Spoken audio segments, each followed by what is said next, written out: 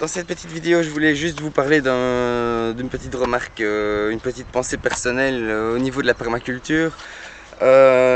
Souvent, on a l'impression que la permaculture, c'est vraiment totalement laisser faire, totalement laisser la nature s'occuper d'elle-même, etc.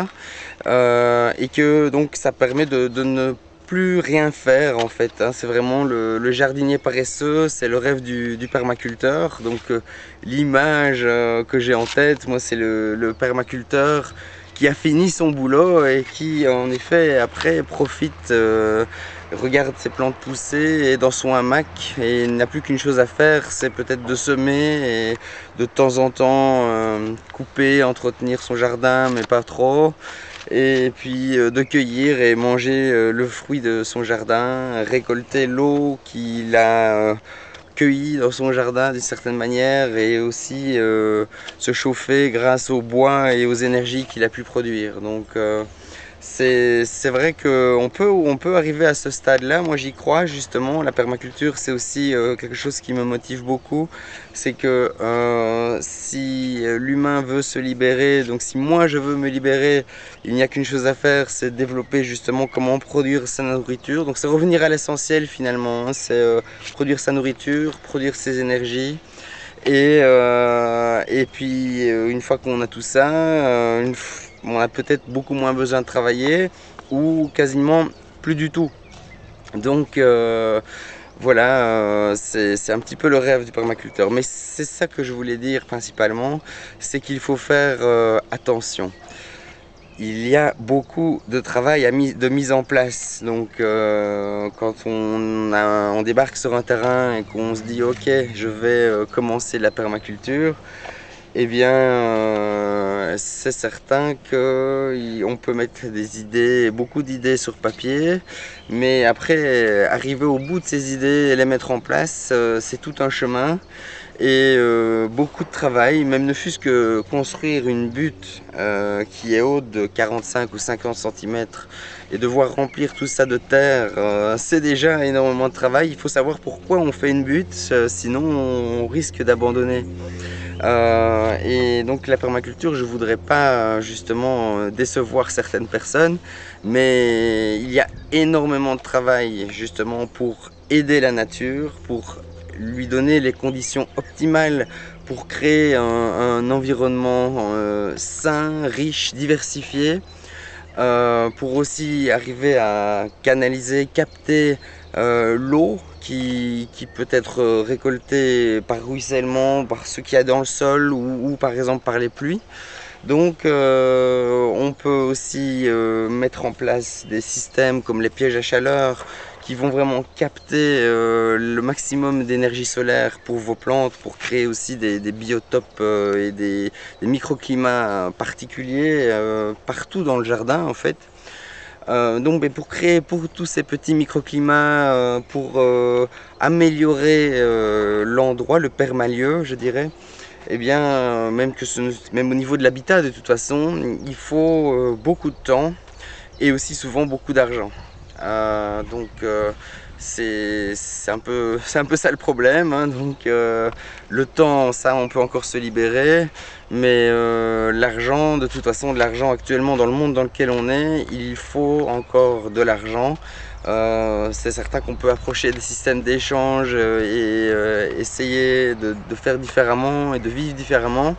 Mais actuellement, voilà, ici par exemple, si on veut mettre en place un étang façon Sapolzer ou des terrasses, mais il y a besoin d'argent de toute façon. Et si je n'ai pas d'argent, si je ne fais rien pour attirer cet argent ou déclencher l'abondance, on va dire, sur le chemin de ma vie, eh bien ce sera le statu quo et rien ne changera. Et donc il faut m'investir en temps et en argent, et donc peut-être que pour gagner cet argent il va falloir investir beaucoup de temps. Mais ce qu'il y a d'intéressant dans la permaculture, c'est que vous allez, en tout cas moi, je travaille pour moi. Et c'est pour mon projet, c'est pour ma vie, c'est pour améliorer l'alimentation de ma famille et de moi-même, et pour pouvoir justement pouvoir partager, échanger et produire un surplus peut-être un jour. C'est ça qui est vraiment le plus important. Voilà, donc avis aux fainéants, détrompez-vous, la permaculture n'est pas la solution. De toute façon, je pense que tous les humains, à la base, ne sont pas faits pour forcément travailler dur. Et justement, là, nous sommes assez conditionnés à vouloir travailler toute la vie, tout le temps, beaucoup. Et puis après, on s'arrête à 65 ans. Et puis on a une crise cardiaque et on meurt à 66 ou juste quelques mois après sa retraite. Donc finalement, moi, je ne vois pas la vie comme ça. C'est à partir de maintenant, chaque jour est important pour mettre en place le paradis que je peux créer, que nous pouvons tous créer autour de chez nous. Et ça, c'est assez formidable parce qu'il y a un espoir, on peut améliorer les choses, on peut améliorer tout ça, mais c'est d'abord en s'améliorant soi et en améliorant toute notre vie. Et donc la permaculture, pour moi, c'est vraiment une philosophie qui répond à énormément de questions actuelles et qui va nous permettre justement de voir l'avenir tout en rose ou presque, en vert en tout cas, et commencer à planter un maximum de plantes pour la nature simplement, même si ce n'est pas forcément toujours pour nous.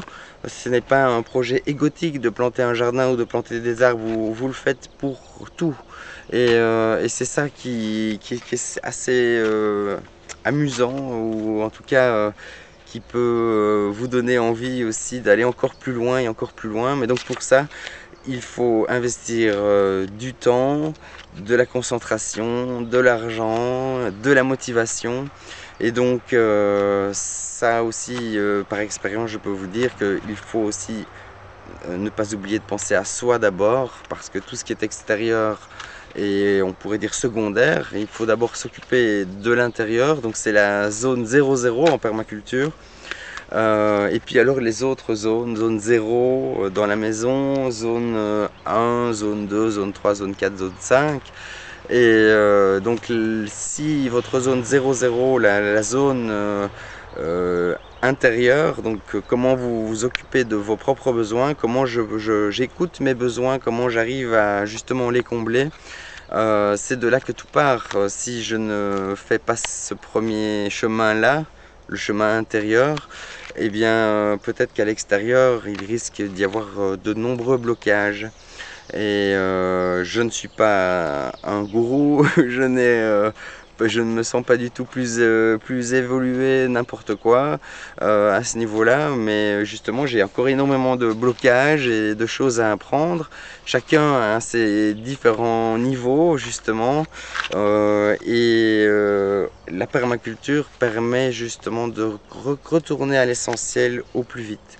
Et peut-être justement une fois que moi à l'intérieur je serai comblé, qu'à l'extérieur dans ma famille nous serons tous comblés et que nous pourrons partager cette abondance et que chacun fait ce chemin, et bien peut-être que c'est ça qui va très vite changer tout.